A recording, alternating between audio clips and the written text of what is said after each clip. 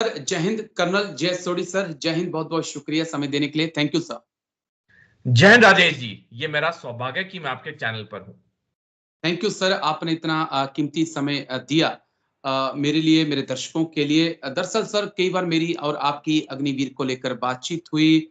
कई बार गोरखा अग्निवीर को लेकर मैंने बहुत सारे वीडियो बनाए और एक मेरा कंसर्न था कि अगर गोरखा अग्निवीर बनकर या गोरखा भारतीय सेना के साथ नहीं होंगे तो कितना बड़ा नुकसान भारतीय सेना को होगा। तो तमाम एक्सपर्ट ने कहा कि गोरखा जैसा वीर बहुत मुश्किल है मिलना।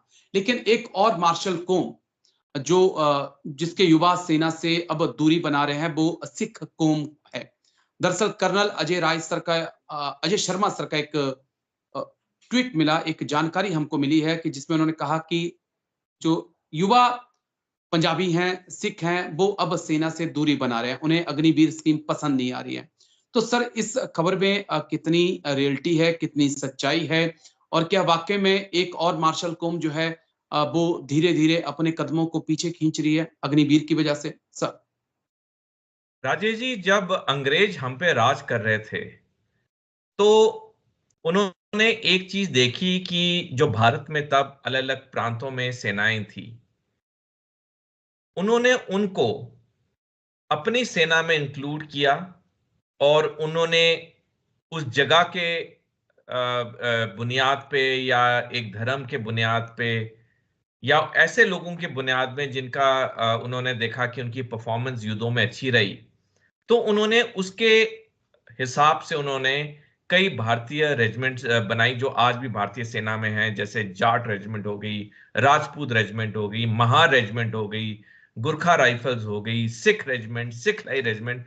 ऐसी ये अंग्रेजों ने ये किया और ये कई, मैं कहूंगा दशकों तक, 150 साल से ऊपर तक ये जो इनकी परफॉर्मेंस थी बहुत अच्छी रही। अब कुछ लोग हैं जिन्हें मार्शल रेस से, इस शब्द से उन्हें अच्छा नहीं लगता, क्यों कहते हैं हर इंसान मौका मिले तो वो मार्शल है। तो मैं मार्शल या नॉन मार्शल रेस की बात नहीं कहूंगा, लेकिन मैं जरूर कहूंगा कि जो 150 साल से करीब जो अंग्रेजों के टाइम से चलता आया था, जो हमारी भारतीय सेना में भी अब तक है, कि जिन प्रांत से, स्पेसिफिक प्रांत से लोगों को इकट्ठे करके रेजिमेंट बनाई जाती थी, उनकी परफॉर्मेंस बड़ी अच्छी रही। लेकिन जैसे आपने कहा, मैंने भी ये ट्वीट पढ़ी, मैंने काफी रिसर्च किया, मेरे को बहुत सारी ट्वीट्स मिली इस मुद्दे पे। हालांकि मेरे को ऐसा कोई आधिकारिक बयान किसी भी संगठन या सेना का नहीं मिला जहां पे इस बात पे कोई रोशनी डाली गई हो, लेकिन ट्वीट्स बहुत हैं। तो अगर हम ट्वीट्स पे भी अपनी बातचीत को बेस करें, तो क्योंकि जो कल अजय शर्मा है वो काफी सीनियर अफसर हैं, सिख रेजिमेंट के हैं, तो उन्होंने कुछ सोच समझ के ही ये चीज लिखी होगी। क्योंकि देखिए, अफसर रिटायर हो जाता है, लेकिन जो जेसीओज जवान जिन्होंने नौकरी की उस अफसर के साथ, वो टच में रहते हैं, क्योंकि यही भारतीय सेना की खूबसूरत है कि हमारी जो रेजिमेंटेशन है, चाहे इंजीनियर्स में हो, इन्फेंट्री में हो, आर्टिलरी में हो, आर्मर्ड कोर में हो, मैकेनिक में हो, ये रेजिमेंट हमारी जाती नहीं है। हम सालों बाद नहीं मिले तो वैसे मिलते हैं जैसे हम तब यूनिट में सेवा कर रहे थे इकट्ठे। तो उनकी डेफिनेटली उनकी जो ये ट्वीट है उस उन्होंने सोच समझ के लिखा होगा, और कुछ उनकी कई बातें पता चली होंगी तभी उन्होंने ऐसी ट्वीट लिखी। राजेश जी, हम कई बार मैं आपके शो पे आ चुका हूं, हमने अग्निपथ अग्निवीर के बारे में बात की है, मैंने अपनी किताब भी लिखी है, China war cloud the great Chinese checkmate, जिसमें मैंने अग्निपथ योजना के बारे में भी लिखा है, और मैंने कई आर्टिकल्स या लेख लिखे हैं जो कि कई पब्लिकेशन में प्रिंट हुए हैं। राजेश जी देखिए, ये जो अग्निपथ योजना है, जो मेरे नजरिए में जो दो इसके ड्रॉबैक हैं, पहला है कि 4 साल की सर्विस के बाद 75% को वापस सिविल लाइफ में भेज दिया जाएगा पेंशन के बगैर। बिल्कुल राजीव जी, ये बहुत बड़ी चीज है, क्योंकि देखिए, जो सैनिक सेना में आता है सेवा करने, चाहे वो सैनिक रिटायर हो, जेसू रिटायर हो, अफसर रिटायर हो, जी, उसको पता है कि जब जरूरत हो मैंने देश के लिए कुर्बानी देनी है, मेरे को अगर अपने अंग भी गंवाने पड़े तो मैं हिचकूंगा नहीं, क्योंकि मेरी फैमिली के लिए पेंशन है मेरे बाद, और ऐसी स्कीम्स हैं जिससे कि मेरी फैमिली एक इज्जत वाली नौकरी इज्जत वाली जिंदगी जी पाएगी मेरे जाने के बाद। अब 75% अग्निवीरों से ये चीज हमने ले ली है। उनको पेंशन नहीं है, जो उनके अलाउंसेस हैं बैटल कैजुअलिटी जी के, वो भी नॉर्मल सोल्जर के बनस्पत कम है। हमने इस पे भी आप पे चैनल पे एक शो किया हुआ है। तो ओवरऑल अगर हम देखें तो सबसे पहला मुद्दा जो है वो पेंशन नहीं है 75% के पास, वो अपने में एक ड्रॉबैक है। दूसरा जो मैंने किताब में लिखा है, लेख में लिखा है, आपके शो में भी कई बार बात की है, ये अग्निपथ स्कीम से हमारी जो रेजिमेंटेशन है इस पे बहुत फर्क पड़ रहा है। क्योंकि क्या था कि जो ये रेजिमेंट्स थी, जैसे मैंने बताया, महा regiment, Rajput regiment, Gorkha rifles, ये सारी एक स्पेसिफिक जगह से, स्पेसिफिक प्रांत से वहां के सैनिक लिए जाते थे, वहां की लोग लिए जाते थे जो सैनिक में ट्रेन होते थे। अब हमने ये चीज पूरी खोल दी है, ओपन कर दिया है। बिल्कुल। अब वो जो कोहेजन था, वो जो कॉमरेडरी थी, वो मेरी नजरिए में तो जैसे जैसे वक्त जाएगा वो कम होगी। तो ये बहुत ही एक गंभीर विषय है। और सच में ये मैंने ये ट्वीट्स पढ़ के मेरे जहन में भी काफी अशांति सी आई कि ये जो चीज हो रही है ये ठीक नहीं हो रही है। तो इस पे मेरे को उम्मीद है कि सरकार, सेना इस पे रीथिंक करेगी। जैसे कई बार मैं आपके शो पे बता चुका हूँ ऑलरेडी, अग्निपथ स्कीम के ऊपर रीथिंक चल रहा है।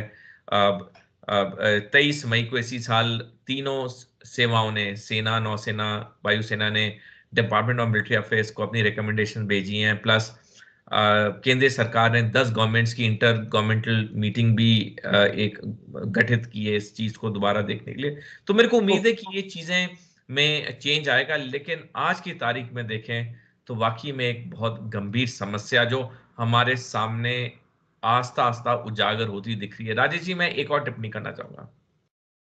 रॉबर्ट एटकिंस का एक बहुत प्रसिद्ध कहावत है। उन्होंने कहा था, जो चीज टूटी नहीं है उसकी जी मरम्मत करनी क्यों। जब हमारी सेना ने इतनी अच्छी परफॉर्मेंस दी है दुनिया भर में, जगह जगह पे हमारा मान सम्मान है, हमारी जो बुनियादी चीजें इतनी अच्छी चल रही हैं, तो इतना बड़ा फेर बदल क्यों? ये चीज हम सबको सोचनी होगी। जी सर, बस मेरे पास 2 पॉइंट हैं सर, जिनका जवाब मैं आपसे चाहूँगा, क्योंकि मैं भी तमाम चीज़ों को पढ़ रहा था, इसके बारे में जानकारी जुटाने की कोशिश कर रहा था। तो कुछ लोगों से मेरी बात भी हुई जो एक्स फौजी हैं मेरे साथ, बहुत मेरी यूनिट में पंजाबी थे, उनसे मेरी बातचीत होती है आज भी, हम टच में हैं। वो कह रहे हैं कि आज पंजाब का युवा पढ़ा-लिखा है, वेल एजुकेटेड है, उसके पास कई जॉब की अपॉर्च्युनिटीज़ हैं।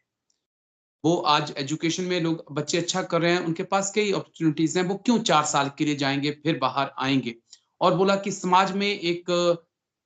समाज के अंदर एक जो भी इस वक़्त यंग जो अग्निवीर बनना भी चाहते हैं, उनके एक डर है समाज के अंदर कि अगर आप 75% में आ जाओगे, तो दुनिया तो आपसे ही पूछेगी कि यार तू 25 में क्यों नहीं हुआ? तो बेटर है कि वो कह रहे हैं कि सैलरी कोई इतनी हाइक नहीं है कि बहुत ज़्यादा सैलरी अग्निवीर को मिल रही है, वही 20-25 हज़ार, 30 हज़ार सैलरी मिल रही है, उतना ही उनको सिविल में 9 घंटे की जॉब करके मिल जा रहा है। तो व्हाई फिर वो क्यों उस तरफ जाएँ? स राजेश जी, देखिए, उनकी सोच बिल्कुल सही है। हमने खुद सेवा में देखा है सर्विस के दौरान कि जब हमारा प्रमोशन बोर्ड मिस हो जाता है और हम सुपरसीड हो जाते हैं, कैसे रातों रात लोगों का रवैया हमारी तरफ बदल जाता है। बिल्कुल सर। वही लोग जो प्रमोशन बोर्ड के रिजल्ट से पहले आपके साथ एक अलग रिश्ता होता है, प्रमोशन बोर्ड के बाद चीजें बहुत बदल जाती हैं। और ये मैंने एग्री। खुद महसूस किया है एक अफसर होते हुए। तो जो ये सैनिक सोच रहे हैं या उनके परिवार सोच रहे हैं, गलत नहीं सोच रहे हैं। दूसरी चीज, 4 साल के लिए जाना, उसके बाद कोई गारंटी नहीं है कि लंबी सर्विस के लिए वो रिटेन किए जाएंगे। जब वो वापस आएंगे, समाज तो उन्हें एक नजरिए से देखेगा कि ये फेलियर है। बिल्कुल, हालांकि ये बिल्कुल, फेलियर नहीं है, क्योंकि बिल्कुल। सिस्टम ऐसा है। हर अफसर जनरल नहीं बनता है, हर अफसर ब्रिगेडियर नहीं बनता है, लेकिन संगठन के अंदर भी लोगों को कन्विंस करना मुश्किल होता है। जैसे मैंने बताया कि जब आपका प्रमोशन बोर्ड मिस होता है तो लोगों का नजरिया, रवैया बदल जाता है। तो जब हम संगठन के अंदर ये चीजें फील करते हैं तो जो समाज है, जिन्हें अधिकतर लोगों को फौज के बारे में नहीं पता है, वो तो दो ही चीजों में देखेगा, क्या ये सफल था या ये असफल था। ये वापस आ गया मतलब ये असफल था।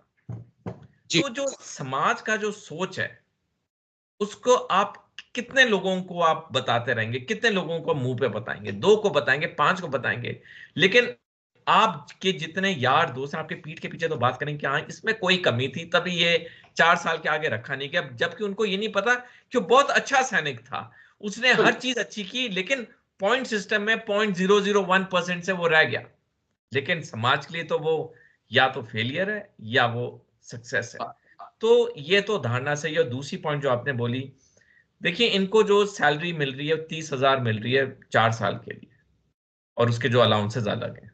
जी अब एक सिविल का कैंडिडेट जब उसको पता है कि मेरी सैलरी 30,000 है महीने की, और मेरे को लमसम 11.28 लाख मिलेगा, और 4 साल के बाद मेरी अनसर्टेनिटी पूरी होगी, मेरे को ये नहीं पता होगा कि मेरे को नौकरी कहाँ मिल रही है दोबारा या मिल भी रही है, ऊपर से समाज का ये जो तनाव और ताना मेरे को सुनना पड़ेगा, जी वो बहुत सोचेगा कि मेरे को अगर अच्छी कहीं नौकरी मिल रही, मेरे को स्थिर नौकरी मिल रही, मेरे को पैरामिलिट्री फोर्सेस में, सीआईएसएफ में, सीआरपीएफ में 60 साल तक मेरे को नौकरी मिल रही है, तो मैं वहां क्यों ना जाऊं। बिल्कुल सर है। हालांकि लोगों में जज्बा है देश प्रेम का, सेना में आने का, लेकिन देखिए प्रैक्टिकल होना भी बहुत जरूरी होता है लाइफ में। क्या वो लेकिन 4 साल के लिए। आजकल की जो जनरेशन है सर वो बहुत प्रैक्टिकल है। अब बिल्कुल जो हमारी यंगिस्तान है वो बहुत प्रैक्टिकल है सर, अपनी लाइफ को लेकर, अपने फ्यूचर को लेकर। राजेश जी, मैं एक और चीज बताना चाहूंगा।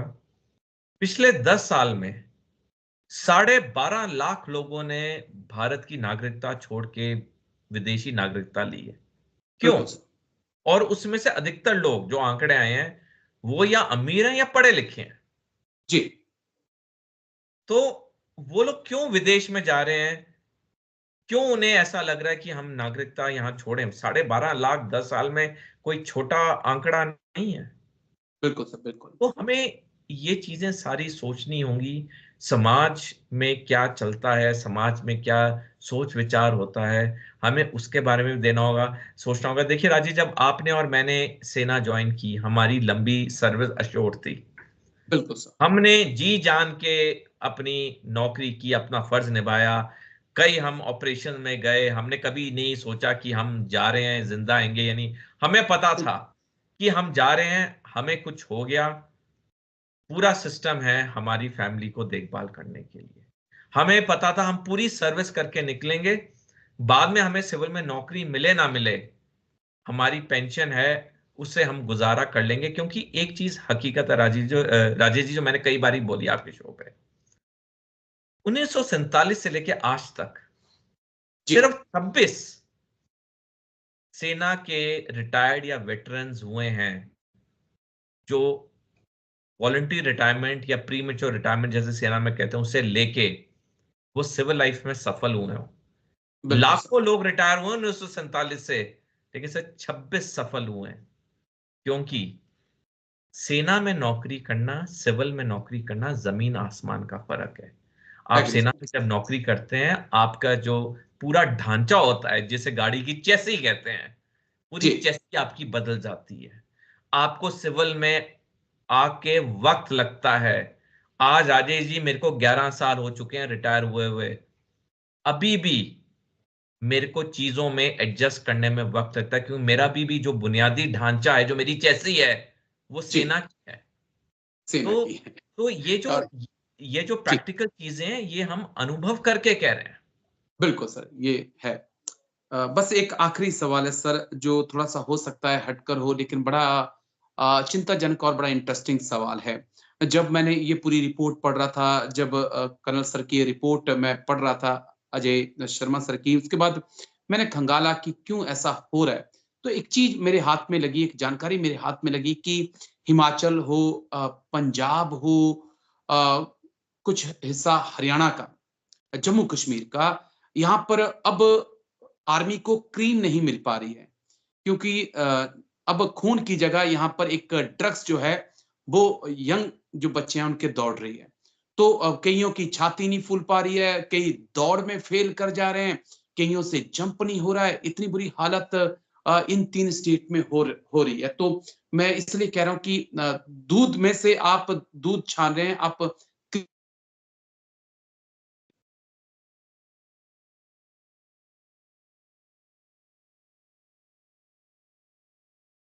सर आवाज आ रही है मेरी?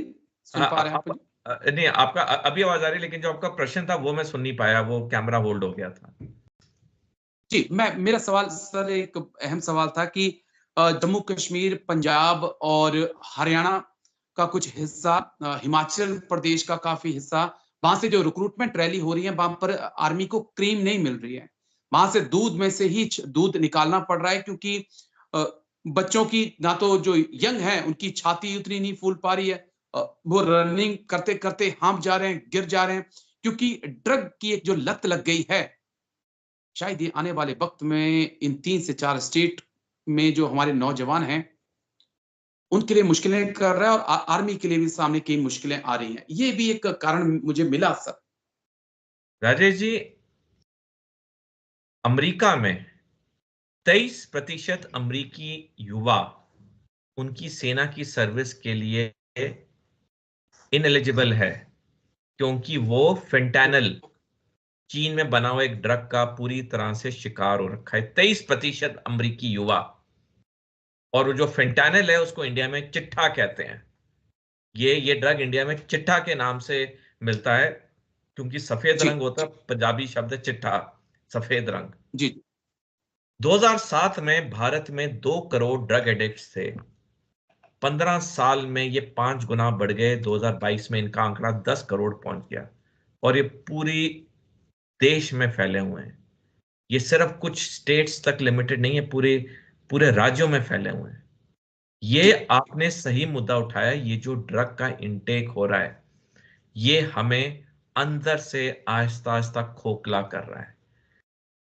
दुश्मन जब युद्ध करेगा तब युद्ध करेगा, वो पहले से ही हमें अंदर से खोखला कर रहा है, ताकि जब युद्ध करने का समय है तो हमें पर वो युवा ना हो, कैपेबल बिल्कुल। युवा ना हो लड़ने के लिए।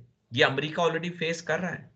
और इसलिए मैंने अपनी किताब में भी लिखा, मैं लेखों में भी लिखता हूं कि हम आए दिन सुनते हैं कि कोई ड्रग पेडलर पकड़ा गया, उसे 10 ग्राम 1 किलो ड्रग मिला, लेकिन कभी भी जो मुखिया होते हैं, जो ऑपरेशन चलाते हैं, वो नहीं पकड़े जाते।